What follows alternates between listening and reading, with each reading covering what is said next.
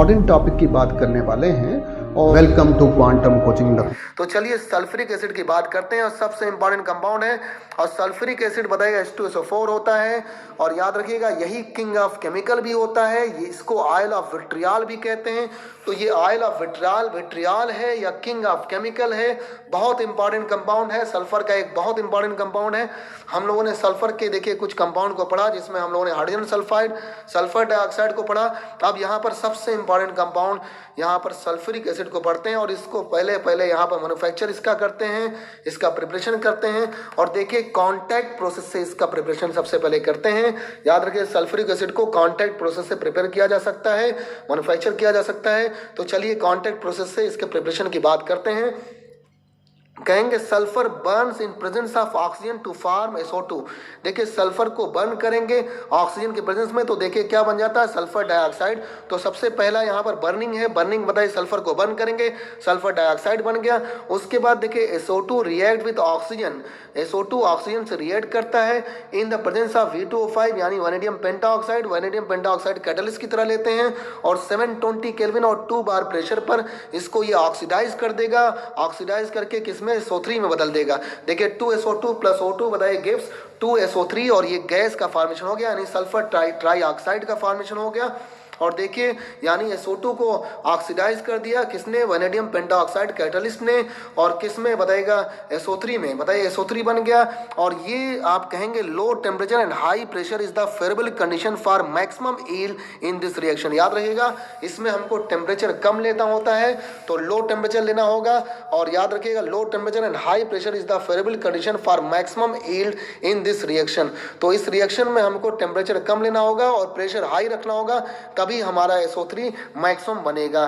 तो देखिएगा अब इसके बाद आगे की बात करते हैं। SO3 is absorb by H2SO4, concentrate H2SO4 absorb कर लेगा SO3 को और टू फॉर्म ओलियम क्या बना देगा, ओलियम का फॉर्मेशन कर देगा। तो देखिए SO3 एब्जॉर्ब हो जाएगा बाय कंसंट्रेट H2SO4 से और बताएगा टू फॉर्म ओलियम, ओलियम का फॉर्मेशन यहाँ पर हो जाएगा। तो देखिए ओलियम का फॉर्मेशन हो गया, जैसे SO3 प्लस H2SO4 मिलकर क्या बना दिया, H2H2O7। याद रखिएगा यहाँ पर ओलियम यानी पायरोसल्फ्यूरिक एसिड का फॉर्मेशन हो गया। अब देखिए oleum is diluted with H2O to form H2SO4।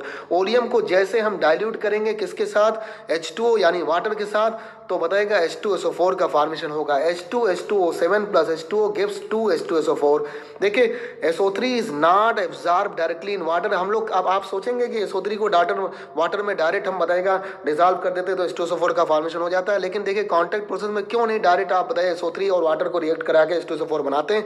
इसकी बात करते हैं। SO3 is not absorb directly in water because reaction is highly exothermic, क्योंकि रिएक्शन बहुत ज्यादा एक्सोथर्मिक होगी और बियॉन्ड कंट्रोल होगी, आप इस पर कंट्रोल नहीं कर सकते। इसीलिए पहले SO3 को बताएगा कंसंट्रेट H2SO4 में डिजॉल्व करते हैं जिससे ओलियम का फॉर्मेशन था, फिर ओलियम को वाटर में डिजॉल्व करते हैं और H2SO4 का फॉर्मेशन होता है। तो कहेंगे SO3 is not absorb directly in water because reaction is highly exothermic and beyond control. और याद रखिएगा low temperature and high pressure is favourable condition होगी। याद रखिएगा ये पीछे भी हम लोगों ने बताया कि low temperature and high pressure favourable condition होगी। और देखिए the sulphuric acid obtain by contact process is 96 to 98% pure. याद रखिएगा बहुत ज्यादा प्योर है, 96 से 98% प्योर है। तो कहेंगे the sulphuric acid obtain by contact process is 96 to 98% pure. देखेंगे flow sheet diagram of contact process की बात करेंगे। सबसे पहले सल्फर को बर्न करते हैं एयर में या ऑक्सीजन में बर्नर के थ्रू और बताइएगा सल्फर डाइऑक्साइड का फॉर्मेशन होता है। इस सल्फर डाइऑक्साइड को हम लोग डस्ट चैम्बर से पास कराते हैं, इसको कूल एंड ड्राइंग कराते हैं, कूलिंग एंड ड्राइंग कराते हैं। फिर आर्सेनिक प्यूरीफायर से पास कराते हैं। आर्सेनिक प्यूरीफायर से पास कराने के बाद इसको टेस्टिंग बॉक्स से पास कराते हैं जिससे प्योर सल्फर डाइऑक्साइड मिलता है। और इम्प्योर सल्फर, जो भी इम्प्योर सल्फर डाइऑक्साइड होता है फिर से उसी जगह पर चला जाता है और प्योर सल्फर डाइऑक्साइड जो है प्री हीटर से होते हुए कैटालिटिक कन्वर्टर से, कैटालिटिक कन्वर्टर में हम लोग बताएगा V2O5 वैनेडियम पेंटाऑक्साइड लेते हैं जिससे बताएगा ये सल्फर डाइऑक्साइड क्या हो जाता है, ऑक्सीडाइज हो जाता है SO3 में। और एब्जॉर्प्शन टावर में हम लोग कंसंट्रेट H2SO4 लेते हैं। देखिए यहाँ पर कंसंट्रेट H2SO4 लिया है और जिससे ये ओलियम में कन्वर्ट जाता है। ओलियम को फिर वाटर में हम लोग डिजॉल्व कर देते हैं जिससे सल्फ्यूरिक एसिड का फॉर्मेशन हो जाता है। तो एक बार और देखिए कैसे ये पूरा फ्लो शीट डायग्राम है, किस तरह से यहाँ पर कांटेक्ट प्रोसेस होता है। सल्फर को सबसे पहले बर्न कराया, सल्फर डाइऑक्साइड बन गया और फिर डस्ट चैम्बर से पास कराते हुए, कूलिंग ड्राइंग कराते हुए, आर्सेनिक प्यूरीफायर से पास कराते हैं। फाइनली टेस्टिंग बॉक्स से पास कराने पर हमको प्योर सल्फर डाइऑक्साइड मिलता है। और जो इम्प्योर सल्फर डाइऑक्साइड होता है फिर से उसी बर्नर के थ्रू, बर्नर के बाद जो SO2 बनता है वहीं पर जाकर मिल जाता है। फिर से उसकी बताए प्योरीफिकेशन होती है और ये pure sulphur dioxide pre heater से होते हुए कैटालिटिक कन्वर्टर में जाता है। कैटालिटिक कन्वर्टर में इसका ऑक्सीडेशन हो जाता है in the presence of vanadium pentoxide और SO3 यानी सल्फर ट्राईऑक्साइड का फॉर्मेशन हो जाता है। सल्फर ट्राईऑक्साइड को हम लोग एब्जॉर्प्शन टावर में ले जाते हैं जिसमें कंसंट्रेट H2SO4 होता है जिसको एब्जॉर्ब कर लेता है। H2H2O7 का फॉर्मेशन करता है, मतलब ओलियम का फॉर्मेशन कर देता है। ओलियम को वाटर में डिसॉल्व करते हैं जिससे बताएगा H2SO4 यानी कि सल्फ्यूरिक एसिड का फॉर्मेशन हो जाता है। तो इस तरह से हम लोगों ने फ्लो शीट डायग्राम देखा कांटेक्ट प्रोसेस का, किस तरह से सल्फ्यूरिक एसिड का फॉर्मेशन करते हैं। अब हम लोग इसके फिजिकल और केमिकल प्रॉपर्टीज की बात करेंगे। हम लोगों ने मैन्युफैक्चरिंग की बात कर ली, कैसे कांटेक्ट प्रोसेस से बताया H2SO4 का फॉर्मेशन करते हैं। अब सल्फ्यूरिक एसिड के फिजिकल प्रॉपर्टीज की बात करेंगे। तो चलिए अगले स्लाइड में हम लोग फिजिकल प्रॉपर्टीज की बात करते हैं। जो कि कहेंगे it is colourless dense oily liquid. याद रखिएगा, it is colourless dense oily liquid होता है और its specific gravity is 1.84 at 298 kelvin. याद रखिएगा, ये कलरलेस होगा, डेंस होगा, ऑयली लिक्विड होगा और इसकी स्पेसिफिक ग्रेविटी जो है वो बताएगा कितनी होगी, 1.84 होगी एट 298 केल्विन पर। कहेंगे देखिए it dissolution is water is highly exothermic, therefore concentrate acid must be added slowly to water to get dilute acid. याद रखिएगा, इसका वाटर में जैसे इसको डिसॉल्व करते हैं तो बताइए बहुत ज़्यादा हीट बाहर निकलती है, हाईली एक्सोथर्मिक होता है। इसीलिए अगर कंसंट्रेट एसिड को हम लोगों को डाइल्यूट एसिड में कन्वर्ट करना है तो हमको बताइएगा ये एसिड बहुत स्लोली वाटर में ऐड करना होगा, वरना बताइएगा ये यहाँ पर बताइएगा बहुत ज़्यादा हीट बाहर निकलेगी, हाईली एक्सोथर्मिक होगी। तो देखिए इस तरह से हम लोगों ने बताया कैसे ये कलरलेस डेंस ऑयली लिक्विड होता है। इसकी स्पेसिफिक ग्रेविटी 1.84 होती है एट 298 केल्विन पर और इसका डिसोल्यूशन वाटर में हाईली एक्सोथर्मिक होता है। Therefore concentrate acid must be added slowly to water to get dilute acid. देखिए Cl2, SO2 और HCl do not react with H2SO4, therefore they are dried over H2SO4। याद रखिएगा, chlorine sulphur dioxide HCl H2SO4 से react नहीं करता है, इसीलिए इसको ड्राइड कराते हैं किसके ऊपर, H2SO4 के ऊपर। याद रखिए, chlorine sulphur dioxide HCl do not react with H2SO4, therefore they are dried over H2SO4। तो इतनी फिजिकल प्रॉपर्टीज़ की बात हम लोगों ने किया, कैसे ये कलरलेस है, डेंस है, ऑयली लिक्विड है, साथ साथ इसका डिसोल्यूशन वाटर में कैसा होता है, हाईली एक्सोथर्मिक होता है। Chlorine sulphur dioxide HCl do not react with H2SO4 therefore they are dried over H2SO4 पर ड्राइड किए जाते हैं। अब इसके केमिकल प्रॉपर्टीज़ की बात करते हैं। तो चलिए केमिकल प्रॉपर्टीज़ पर आते हैं। और केमिकल प्रॉपर्टीज़ में कहेंगे it is dibasic acid या डाई प्रोटिक एसिड होता है। याद रखिएगा, इसकी बेसिसिटी कितनी होती है, 2 होती है। तो it is dibasic acid या डाई प्रोटिक एसिड। सबसे पहले देखिए H2SO4 वाटर से कंबाइन करता है और H3O+ यानी हाइड्रोनियम आयन बनाता है और साथ में HSO4- बनाता है। और इसमें देखिए फर्स्ट आयोनाइजेशन कांस्टेंट जो यहाँ पर है वो ग्रेटर देन 10 है।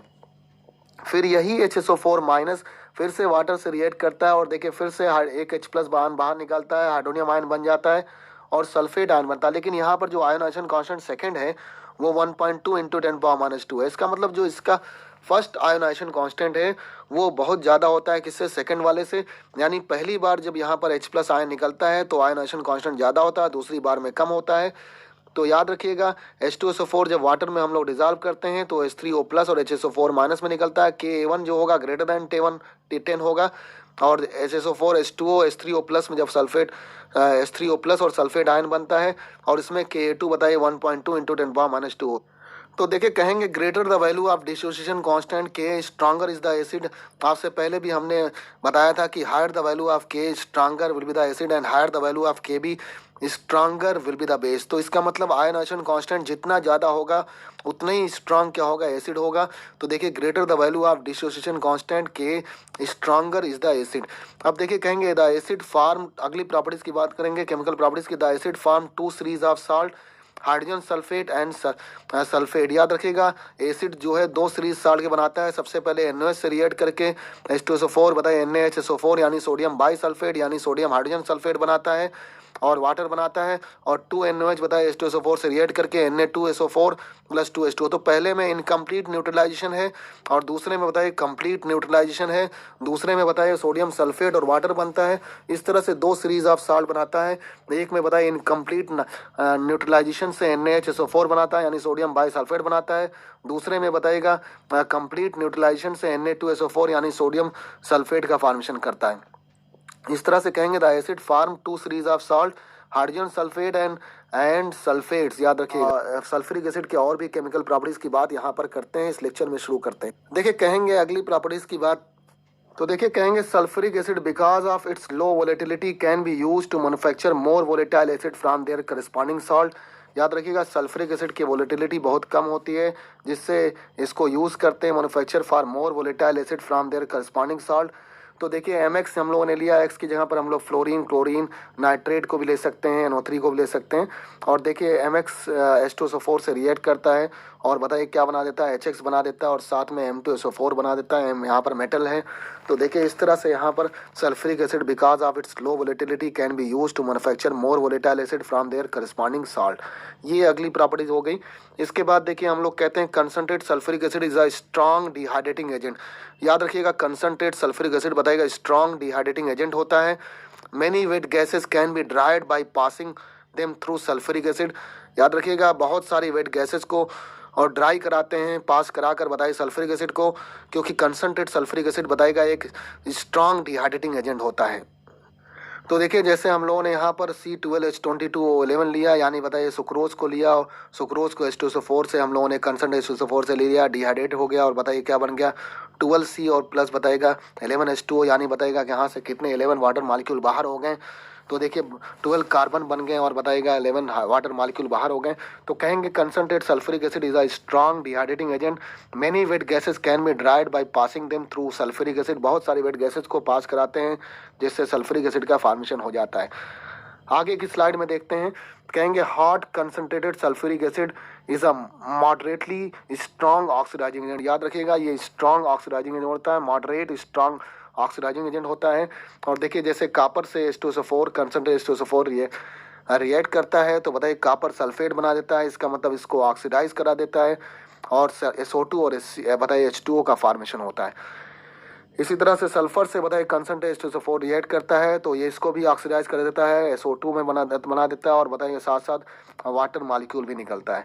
कार्बन से H2SO4 रिएक्ट करता है तो CO2 बन जाता है, 2SO2 प्लस H2O का फॉर्मेशन होता है। तो देखिए hard concentrated sulphuric acid is a moderately strong oxidising agent. Copper से रिएक्ट करके ये बताएगा कॉपर सल्फेट में कन्वर्ट हो जाता है, सल्फर से रिएक्ट करके SO2 और H2O में कन्वर्ट हो जाता है, जबकि कार्बन से रिएक्ट करके CO2 SO2 और H2O में कन्वर्ट हो जाता है। तो एक तरह से ये ऑक्सीडाइजिंग एजेंट का काम करता है, दूसरे को ऑक्सीडाइज करता है। देखिए अब इसके यूजेस की बात करते हैं, सल्फ्यूरिक एसिड के यूज़ की बात करते हैं। तो it is used for manufacture of fertiliser. याद रखिए फर्टिलाइज़र को बनाने में यूज़ करते हैं, like ammonium sulphate, super phosphate.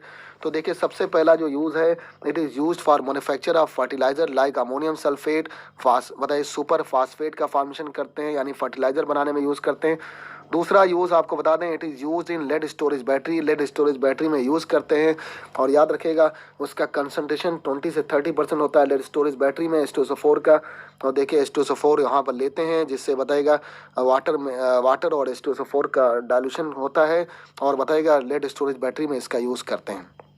कहेंगे it is used in petroleum refining. याद रखिएगा पेट्रोलियम रिफाइनिंग में भी यूज़ किया जाता है और पेट्रोलियम रिफाइनिंग में इसको यूज़ करते हैं। साथ साथ it is used in cleansing metal before enamelling, electroplating and galvanising. याद रखिएगा it is used in cleansing metal before enamelling, electroplating and galvanising. याद रखिएगा इलेक्ट्रोलिसिस में इलेक्ट्रोप्लेटिंग होती है उसमें, और गैल्वेनाइज करने में बताइए यूज़ करते हैं किसका, सल्फ्यूरिक एसिड का। इसको क्लीन याद कहेंगे it is used in cleansing metal before enamelling, electroplating and galvanising. और देखिए अगला यूज़ है it is used as laboratory reagent for testing chloride, bromide, iodide and nitrate. याद रखिएगा ये यूज़ करते हैं लेबोरेटरी रिएजेंट की तरह। इट इज़ यूज्ड है लेबोरेटरी रिएजेंट फॉर किसके लिए? टेस्टिंग क्लोराइड आयन को, ब्रोमाइड आयन को, आयोडाइड आयन को और नाइट्रेट को। देखिए इस तरह बाद एक क्वेश्चन यहाँ पर हम लोग करते हैं, कहते हैं why is Ka2 less than Ka1 for H2SO4 in water. याद रखिएगा सेकंड आयोनाइजेशन कांस्टेंट क्यों कम होता है फर्स्ट आयोनाइजेशन कांस्टेंट H2SO4 का इन वाटर में। तो देखिए हम लोगों ने पीछे ये बताया भी था यहाँ पर कि जब वाटर को सबसे पहले डिज़ोल्व करते हैं, H2SO4 को जब वाटर में डिज़ोल्व करते हैं तो पहले Ka1 की वैल्यू क्या होती है? देखिए पीछे के स्लाइड में हम लोगों ने यहाँ पर बताया था Ka1 बताए ग्रेटर देन 10 होता है, यानी हाइड्रोनियम आयन और HSO4 माइनस बनता है। उसके बाद जब हम लोग HSO4 माइनस को वाटर में डिज़ोल्व करते हैं तो H3O प्लस और सल्फेट -2 बनता है और Ka2 की वैल्यू 1.2 × 10⁻⁻2 होती है। और देखिए ये ऐसा क्यों होता है यहाँ पर बताते हैं। H2SO4 is a very strong acid in water because of its first ionization to H3O plus and HSO4. The ionization of HSO4 to H3O plus and sulfate is very small। याद रखिएगा HSO4 से जब H3O plus और sulphate में जाता है तो इसका आयोनाइजेशन बहुत कम होता है, इसी वजह से बताएगा that is why Ka2 is less than Ka1। याद रखिएगा जैसे पहली बार हम लोग H2SO4 को वाटर में डिज़ोल्व करते हैं तो इसके आयोनाइजेशन कांस्टेंट की वैल्यू बहुत ज़्यादा होती है। Ka1 हम लोगों ने बताया था ग्रेटर देन 10 होता है, जबकि दोबारा जब हम लोग HSO4 माइनस को वाटर में डिज़ोल्व करते हैं तो इसके आयोनाइजेशन बहुत कम होता है, यानी H3O प्लस और सल्फेट माइनस में जाता है, लेकिन बताइए इसका आयोनाइजेशन की वैल्यू बहुत कम होती है। Ka2 हम लोगों ने बताया था 1.2 × 10⁻² होता है, इसी वजह से Ka2 बताइए लेस देन Ka1 होता है।